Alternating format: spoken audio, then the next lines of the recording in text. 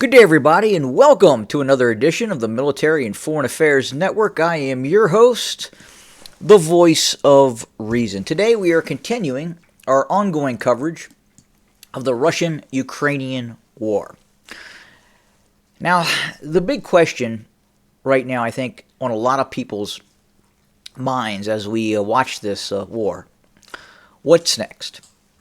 Are we going to see some sort of major offensive by either party?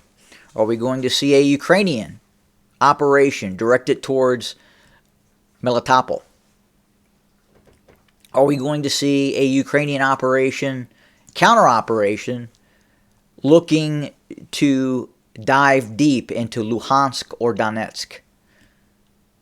Or counter Russian operations near Avdiivka and Bakhmut? What are the Russians going to do? I believe a very valid question that needs to be raised at this point is, do the Russians have the capability to conduct large-scale maneuver warfare? Do the Russians have the capability of launching a multi-divisional maneuver operation designed to envelop and destroy Ukrainian forces? Or has the current conflict drained the Russian military to such an extent it has lost that capability, compounded with new technologies of war? Going into this conflict, we knew both sides had very large amounts of artillery. I'm not sure either party really understood the ramifications of that large amounts of artillery with net-centric warfare. The ability to get rapid information, send that information to artillery batteries, and then launch attacks. We are seeing artillery probably do more damage in this conflict than initially what was first believed. We believed, obviously, that Ukrainian anti-tank weapon systems, javelins, in-laws, Soviet-era systems, Russian systems, would play a large part in stopping Russian operations, and they have. They've taken a lot of. They've taken a large toll on Russian forces.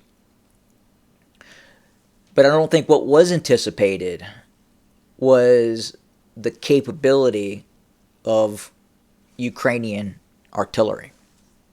Ukrainian artillery has taken a major toll on Russian forces. Tank forces, armored fighting vehicles, troops in the field, rear area, all of the above. All boxes have been checked in terms of the use of Ukrainian artillery, as have Russian artillery. Russians have more of it. However, with that being said, their ability to generate real-time information on the battlefield is probably not up to par with what the Ukrainians are using. Well, I'm not going to say probably. We know that because of U.S. assistance, the Ukrainians have a much higher ability to sense than shoot, whereas we know that is probably not the case with Russian forces. There are elements of that within the Russian forces, but not to the degree of capability that the U.S. is providing that information to Ukrainian forces. So again, where if we see a renewed Russian operation. We're going to have to see something. The Russians are going to have to do something. And they're probably going to have to do something outside of the scope of areas directed towards Sloviansk, Kramatorsk, Bakhmut, Avdiivka. Because whatever's happening here on this front line, it's not working for the Russians. And they're going to have to relearn to maneuver. It's difficult to believe what we're seeing on the ground right now. Some of this fighting, these battles that are taking place, are reminiscent of quite literally World War I. And it's very, very strange, because going into this, most analysts, all analysts, believe that we would see a large-scale war of maneuver by Russian forces. And we're not seeing that right now.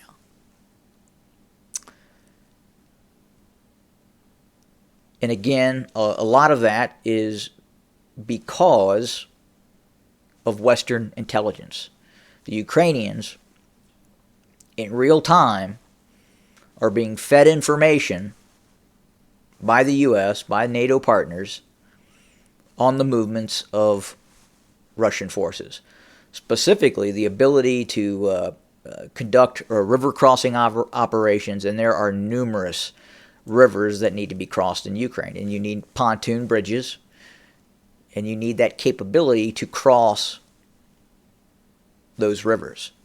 And that's where the U.S. is able to let the Ukrainians know, hey, the Russians are building up in this area. We expect, or we know, that a river crossing is occurring.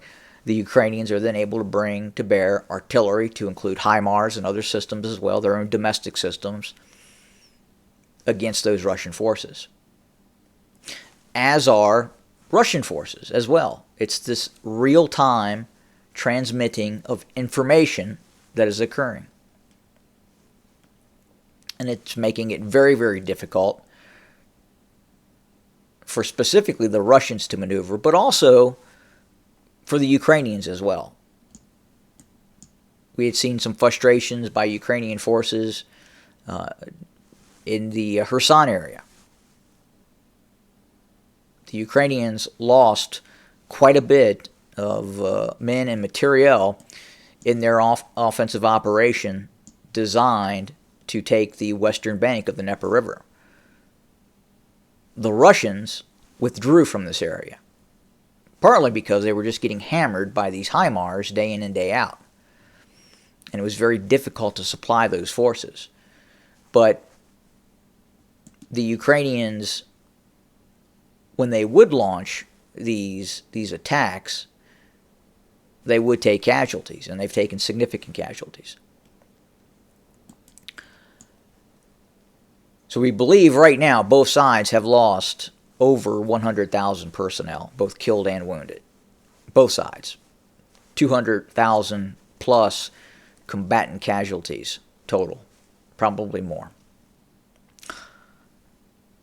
But what's next?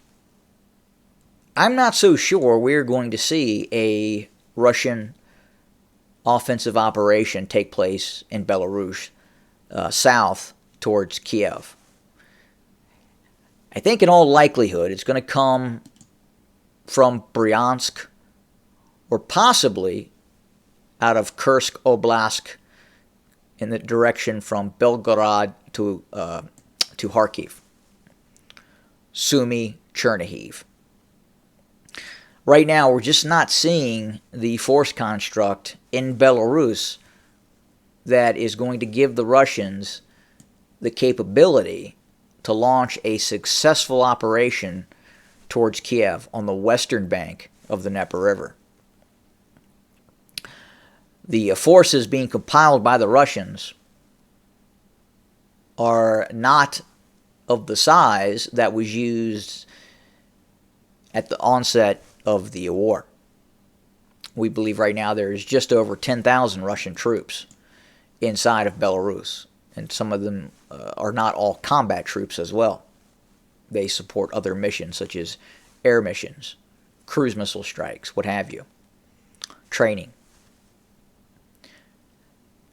So I think the Ukrainians are watching this area, but the real concern probably is going to, if the Russians launch said operation, probably summertime, again, look towards Bryansk, Kursk, or closer to Kharkov. But the Russians, right now, they're going to have to do something and gravitate away towards this static war. And they're going to have to start to maneuver again. And the Russians, at the same time, are going to have to take a deep, deep look at their military doctrine. Space is going to become the deciding factor on who wins wars in the future.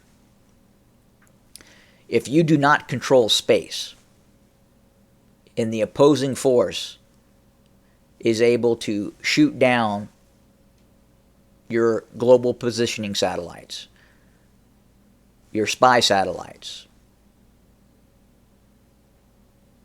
your sensing satellites. If one side has that capability and the other side does not, that one side that does not have that space-based capability is going to lose the war. And then drones and precision long-range rocket fires, such as HIMARS. Look, when the Commandant of the Marine Corps decided to do away with the M1 Abrams and decide to gravitate more towards HIMARS systems, I was a suspect. But now we know that having the ability to see what is happening on the battlefield and then to strike that target from incredibly long range, it's the future of war. And I think we're seeing that right now. So we'll continue to monitor, we'll continue to report. And again, thank you for joining us today. More to come very, very soon. Have a good day.